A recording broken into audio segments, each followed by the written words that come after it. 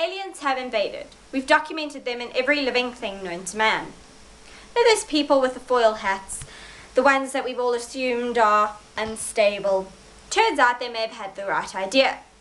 So I should clarify, these aren't green and they don't beam their cars up to the mothership, but they are the 1/100,000th of the size of a grain of sugar, zoom around your body in strangely shaped spaceships, attaching and budding to your cells, confuddling your machinery and forcing them to do their bidding.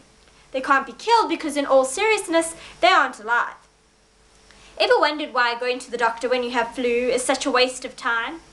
Viruses have essentially turned the world of science on its head.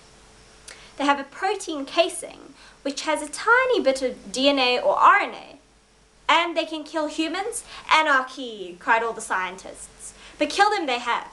Spanish flu, rabies, and HIV. Now HIV, that is a curious one. As a virology student, I get asked a lot, are we any closer to developing a cure for HIV?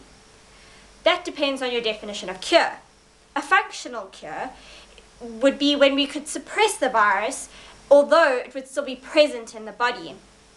This is very similar to when you take ARVs. It wouldn't happen naturally, of course, in evolution of viral pathology. People become less and less prone to dying from the disease over time. Our genome is simply littered with bits of virus that don't cause disease anymore, and as a result stick around.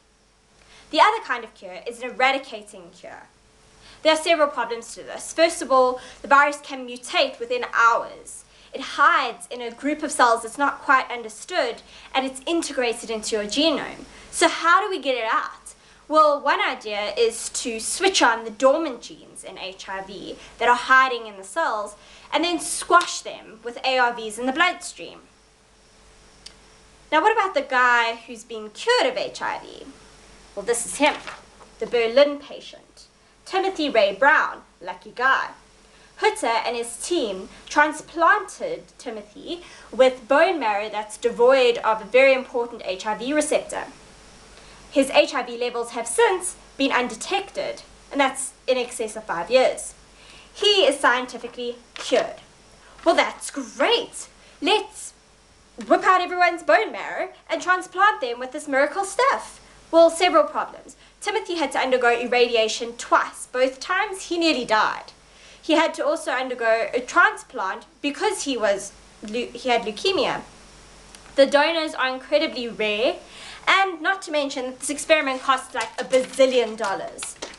So we can do it, but not realistically, but like dangling a carrot in front of the proverbial donkey. The score sheet thus far is dismal.